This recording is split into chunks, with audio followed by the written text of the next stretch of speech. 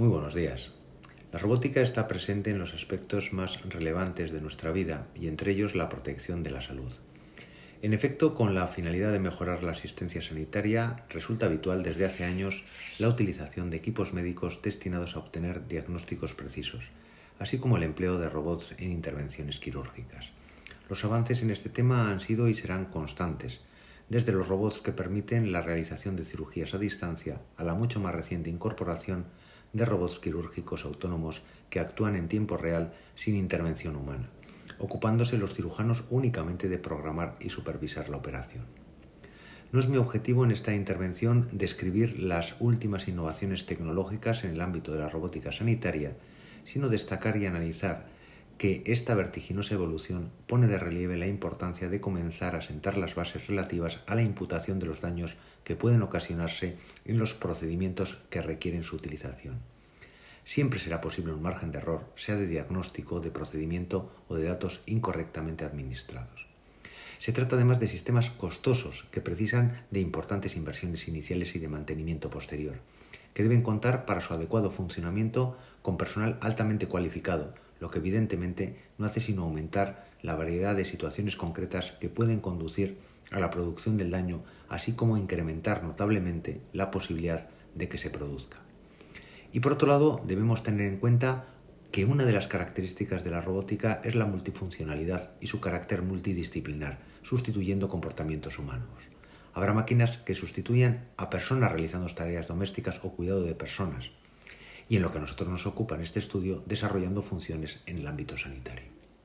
Y habrá personas que para mejorar física y mentalmente se hayan implantado máquinas como pueden ser corazones artificiales, extremidades artificiales conectadas a nuestros músculos, etc.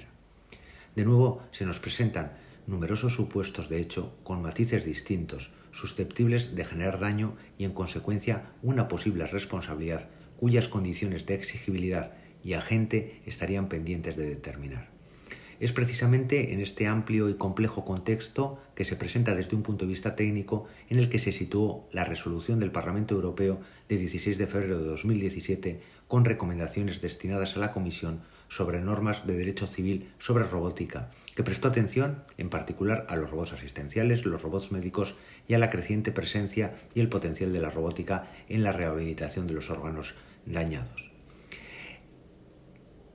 Comenzaré destacando la necesidad de un marco normativo en la regulación de la responsabilidad civil de los robots autónomos. Concretamente, y a la incesante innovación robótica en el ámbito sanitario, se suma que la problemática jurídica generada por la utilización de los robots y en particular de los sistemas autónomos no encuentran ni adecuada ni suficiente respuesta en la normativa tradicional de responsabilidad civil.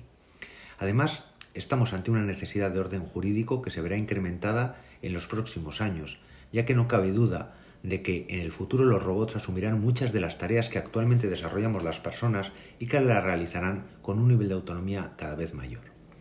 Es precisamente la mencionada autonomía la que plantea el principal reto de futuro e incluso del presente. Pensemos en máquinas capaces de actuar en un determinado ámbito que pueden tomar sus propias decisiones, en razón del entorno y de las órdenes que se les den en función de la programación con la que hayan sido configuradas. Sería el caso, por ejemplo, de las prótesis robóticas, los robots para el cuidado de las personas o los sistemas quirúrgicos o de cirugía computarizados.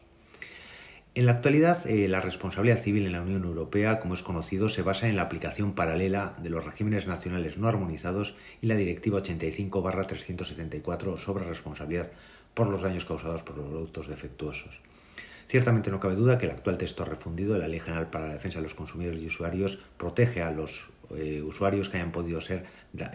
o que hayan sufrido un daño como consecuencia de un servicio sanitario. De hecho, la jurisprudencia viene estimando la aplicación de esta normativa a la hora de imputar responsabilidad al centro sanitario por los servicios prestados, concretamente en los supuestos de infecciones nosocomiales, infecciones contraídas durante la estancia en el hospital, daños derivados de una incorrecta organización del centro sanitario o daños causados por productos defectuosos, por ejemplo implantes o en el instrumental quirúrgico.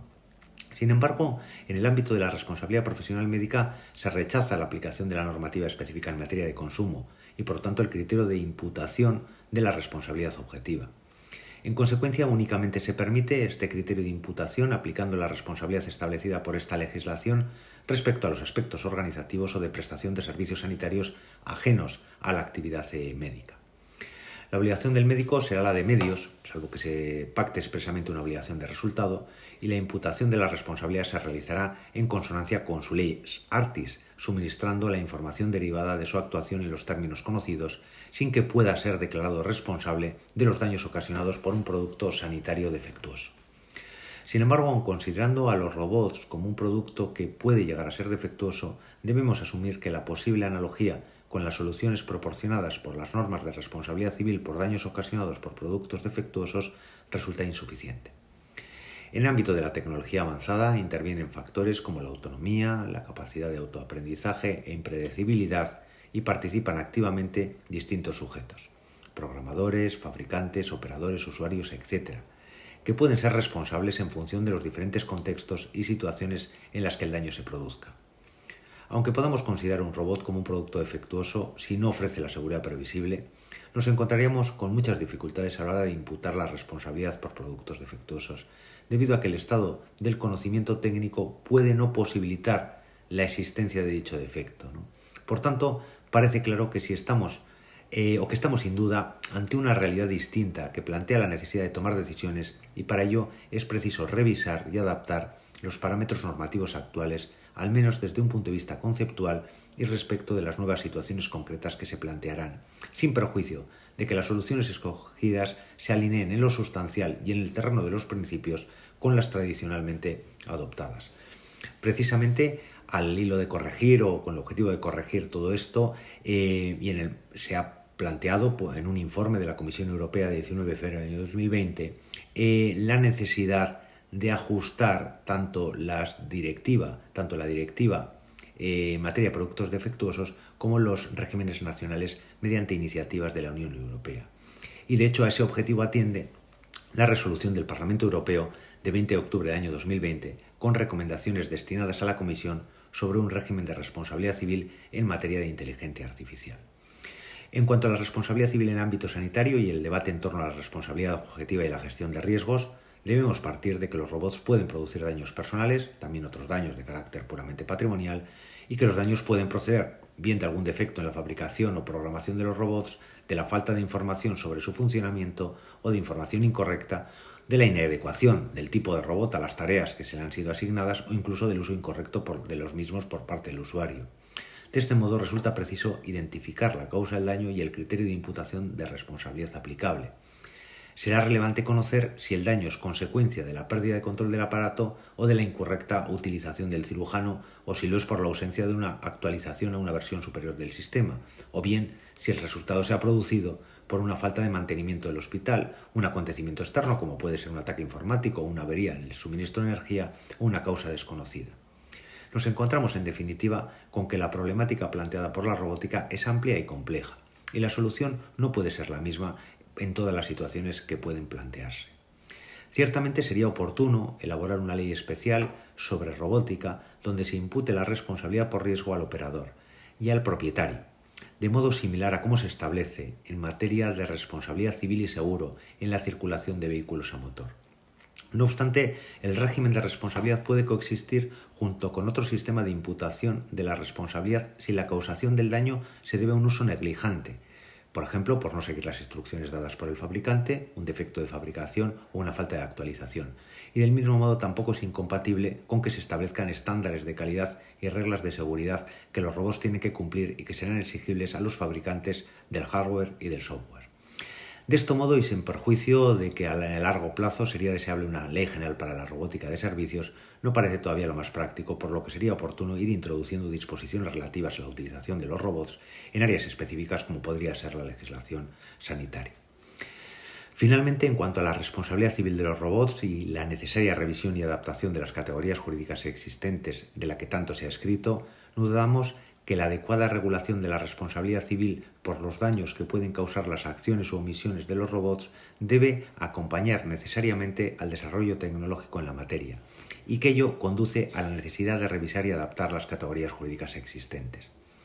El control es uno de los principales criterios de responsabilidad, de modo que deberíamos diferenciar entre la responsabilidad de las tecnologías que podamos controlar, aunque sea de una forma indirecta, y las que podamos actualizar,